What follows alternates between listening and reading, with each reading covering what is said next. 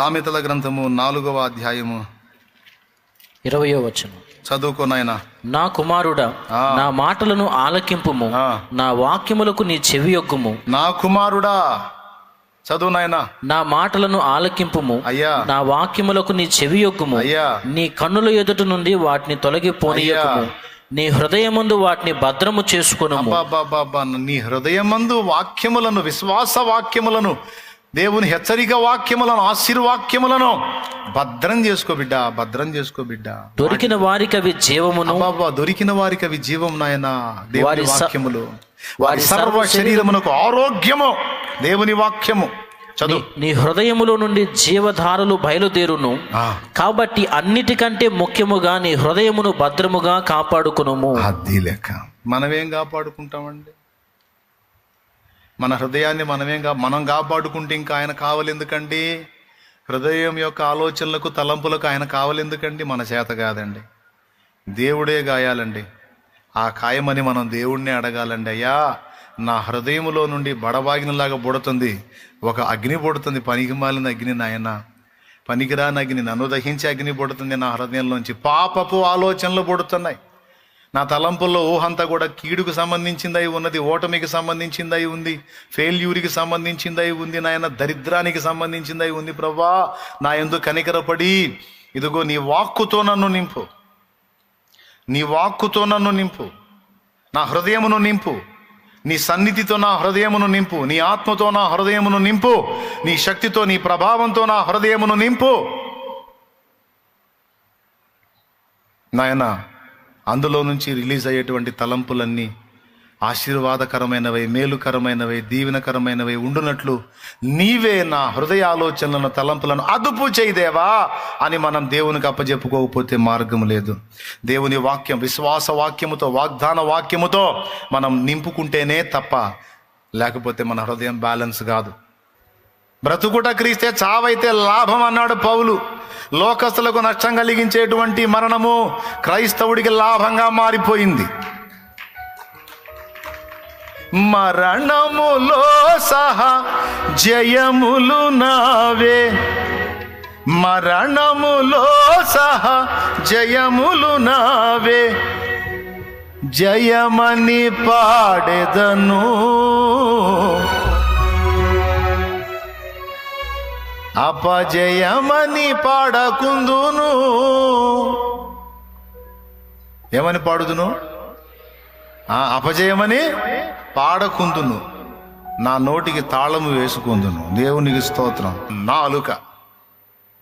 అందుకే నీ పెదవుల ద్వారబంధమునకు కాపుదల పెట్టుము అన్నాడు. అక్కడే సామెతల్లోనే చెప్పాడు. ముఖ్యముగా నీ కవిగిటనున్న భార్య ముందు, అంటే ఒక్కొక్కళ్ళకి ఉదారం ఆగదు, భార్యకు అన్నీ చెప్పుకుంటుంటాడు. ఆమె కూడా సావధాన చిత్తురాలై అన్నీ వింటూ ఉంటుంది, మొత్తం నోట్స్ రాసి పెట్టుకుంటుంది వీడి దినం చేయటానికి ఒకనాడు. మళ్ళీ దేవునికి స్తోత్రం, హల్లెలూయా. శుభ్రంగా మొత్తం రాసి పెట్టుకొని సమయం వచ్చినప్పుడు అస్త్రాలు వదులుతూ ఉంటుంది. నేను చెప్పాలా? మళ్ళీ నాకెళ్ళి అటు చూడవాకండి మీరు లేడీస్, నాకెళ్ళి చూస్తున్నారు. నేను కాదు, సామెతల్లో ఆయన చెప్పాడు, సొలొమోను చెప్పాడు, నీ పెదవుల ద్వారబంధమున కాపుదల పెట్టుకోరా బాబు, ఏది పెడితే అది వాక్కరా భార్య దగ్గర అని. కానీ ఆగదే, ఎవరికి చెప్పనే కూడా పోయి ఆమెకు చెబుతాం. ఆమె కూడా చాలా సాత్వికంగా వింటుంది. వదలాల్సినప్పుడు వదులుద్ది అస్త్రాలు, అప్పుడు కొట్టుకుంటాడు. అయితే పొరపాటు నీకు చెప్పి, నా చెప్పుతోనే కొట్టుకోవాలి, నీకు చెప్పి నేను అంత తప్పు చేశాను నేను. దేవునికి స్తోత్రం కలుగును కాక. కొట్టుకునేవాడు కూడా ఉన్నాడు ఒకవాడు, తెలుసా మీకు? ఆవేశం తట్టుకోలేక నీకు చెప్పినందుకు అని పరిగెత్తకుండా చెప్పు దగ్గరికి పోయి తీసుకొని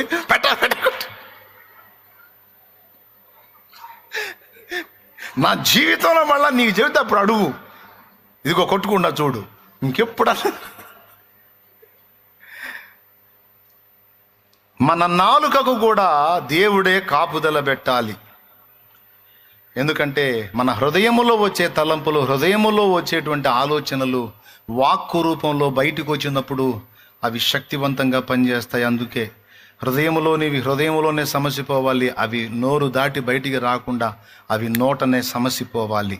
మరి హృదయంలో నుంచి మనసులో నుంచి వచ్చే తలంపులన్నీ కేవలం ఆశీర్వాదకరమైనవై, దేవుని మూలమైనవై, విశ్వాస వాక్య మూలమైనవై ఉండాలి. రెండవది అవి నోటి నుండి వెలువడేటప్పుడు కూడా ఇదిగో ఇందాక పాడినట్టు జయమే రావాలి. జయ హే జయ హే జయ హే జయ హే. మరి నువ్వు జయ హే అని పాడకుండా మరి ఏడుపు కొట్టు పాటలు ఎందుకు పాడావు?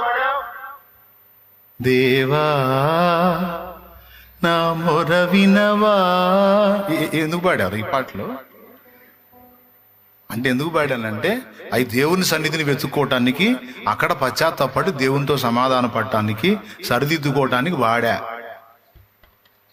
అర్థమైందా? సైతాను ముందు పాడటానికి కాదు. సైతాను గాడు ముందు పోయినప్పుడు జయమని పాడతారా? నేను జయమని పాడతా. ఎందుకంటే నా దేవుడు జయించిన వాడు, నేను కూడా గెలిచిన వాడిని.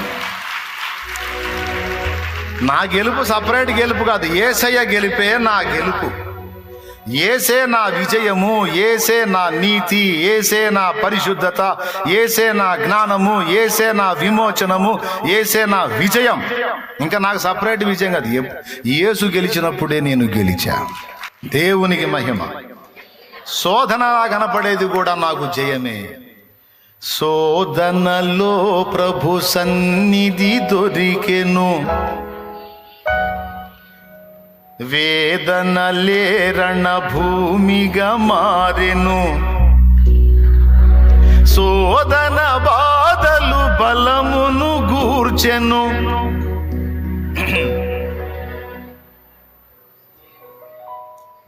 ఏమండి, కోడిపిల్ల పాటిన్నారా మీరు? కోడిపిల్ల పాటిన్నారా? కోడిని కోసాడంట ఒకడు. కోడిని కోసే దాని మీద ఒక పాట రాశాడు, ఒక కవిత్వం. నా చిన్నప్పుడు కవిత్వం అంటే అసలు ఎట్లా కడతారనే దాని మీద నాకు తెలిసిన ఒక ఆయన దాన్ని చూపించాడు అన్నమాట. ఆ మాటలు అంటది, అట్టిట్టం అంటది, కోడిపిల్ల అని ఒక పాట ఉంది.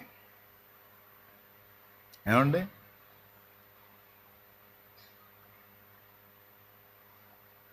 దాన్ని ఒంటి మీద దాన్ని కోసి ఒంటి మీద జుట్టు తీసేస్తాం కదా, అది తీసేస్తా ఉంటే అది అంటదంట, నాగన్న నాకు మంచిగా క్షవరం చేస్తున్నాడు అంటదంట. ఏమండి, పొయ్యి మీద పెట్టి దాన్ని పొయ్యి కింద మంట వేస్తే కాసి నక్షత్రాలు ఉన్నాయి కదా, విశాఖ నక్షత్రం. ఆ విశాఖ నక్షత్రం చలికాలంలో నాకు చలిగాగుతుంది రాబాయ్ అంటదంట. చచ్చిపోతాను రా బాబోయ్ అందంట. అది పీట మీద పెట్టి దాన్ని కీలు కాళ్ళు నరుగుతుంటే వంకలొంకల కత్తికి నాకు వైరం పడ్డది అంటదంట. ఏమన్నా అర్థమైందా మీకు?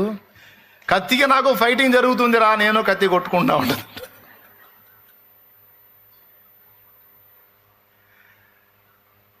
అర్థమైందా? అట్లా ఏదన్నా చెప్పు, కోడిపిల్ల ఆపోజిట్లో మాట్లాడుతూ ఉంటుంది. అట్లాగే సైతానగాడు ఏదన్నా తీసుకొని రాని శోధనలు తెచ్చాడా, శబాష్ రా బచ్చా భలే తీసుకొచ్చావు, అవి నాకు బలాన్ని కూరుస్తాయి, దా తీసుకురా,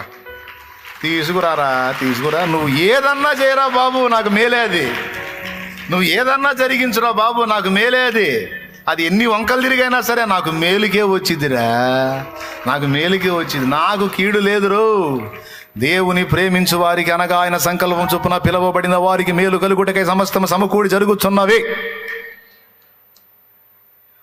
శోధనలో ప్రభు సన్నిధి పాపం శోధనలు ఎక్కువైపోయినట్టున్నాయిగా నీకు అంటాడు ఎవరో ఒకరిలో దూరి సైతాన్ మన దగ్గరికి వచ్చి. భలే పనే, అవి రాకపోతే అసలు దేవుడి సన్నిధికి చాలా దూరం అయ్యాను, అవి వచ్చినాక నేను ఆయన దగ్గరికి వెళ్తున్నాను. నేను నోరండి, ఎక్కడెక్కడ ఈ మాటలన్నీ నోటి నుంచే వస్తాయండి.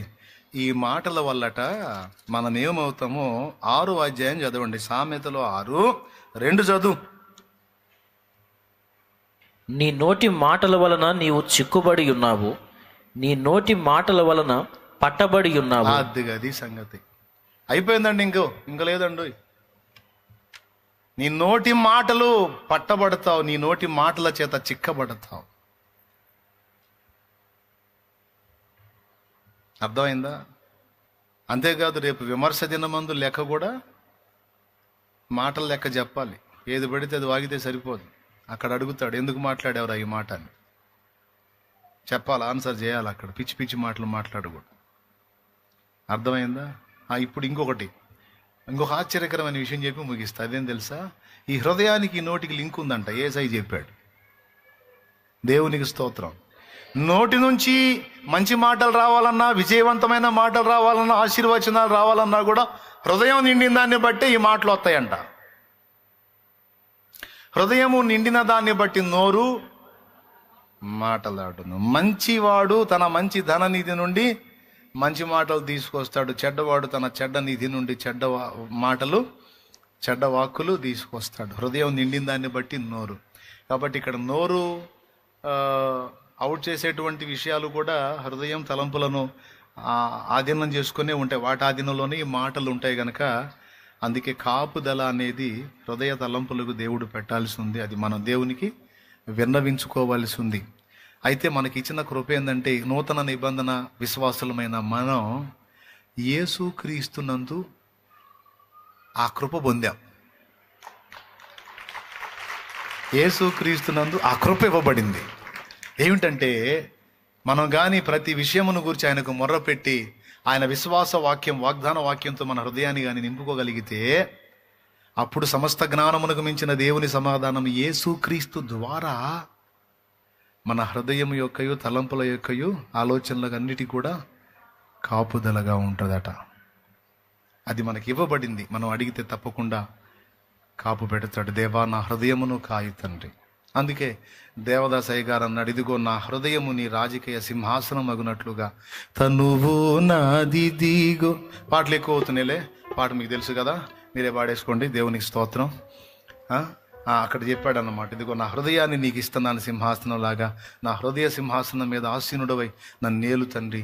పాపము నేలనీయొద్దు, నన్ను శాపము నేలనీయొద్దు, సైతాను నేలనీయొద్దు, వాడు నా హృదయాన్ని ప్రేరేపించొద్దు ప్రభువా, దయచేసి నన్ను నీ వశంలోకి తీసుకోనాయనా అని మనం ఆ కాపుదలను వేడుకోవాలి. దేవునికి మన విన్నపాలు తెలియజేయాలి. లేకపోతే తేడా పడతామండి. దేవుని మీద ఆనుకోకపోతే, దేవుని మీద ఆనందించకపోతే, ఆయన సమీపంగా ఉన్నాడని గుర్తించకపోతే, ప్రతి విషయానికి ఆయన వైపు చూడకపోతే, ఇస్కరియోతు యోధ ఆలోచనలు చెడిపోయినట్టు, అననీయ సప్పీర ఆలోచనలు సాతాను చెడగొట్టినట్టు మనల్ని కూడా చెడగొట్టి మనల్ని ఎఫెక్ట్ చేసే అవకాశం ఉంటుంది కనుక తస్మాత్ జాగ్రత్త. మనం దేవుని పాదాలు పట్టుకుని